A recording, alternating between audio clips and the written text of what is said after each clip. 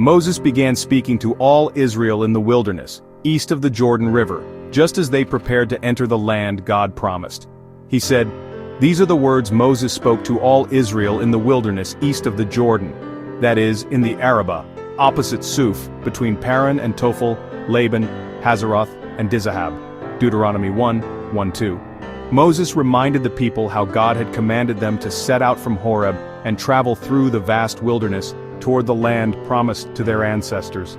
"The Lord our God said to us at Horeb, 'You have stayed long enough at this mountain.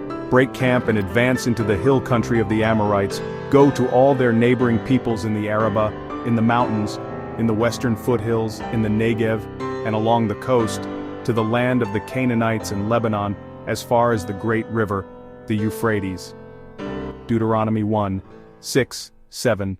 Moses reminded them of the appointment of leaders. "So I took the leading men of your tribes, wise and respected men, and appointed them as leaders over you, officials over thousands, hundreds, fifties, and tens." Deuteronomy 1:13. Then he recounted their refusal to enter the land at first because of fear. "You all came to me and said, 'Let us send men ahead to spy out the land for us and bring back a report about the route we are to take and the towns we will come to.'" Deuteronomy 1:22. "When the spies returned with reports of giants, the people rebelled. But you were unwilling to go up, you rebelled against the Lord's command." Deuteronomy 1:26. Moses told how God punished the rebellious generation, keeping them in the wilderness for 40 years until they died, while their children would enter the land.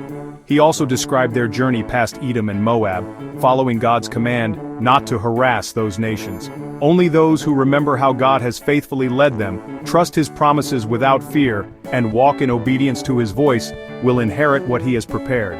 Just as God was with Israel in the wilderness, and raised up the next generation to enter the promised land, He will be with all who love Him with all their heart and soul, keep the commands of Jesus, and do the will of the Father. Amen.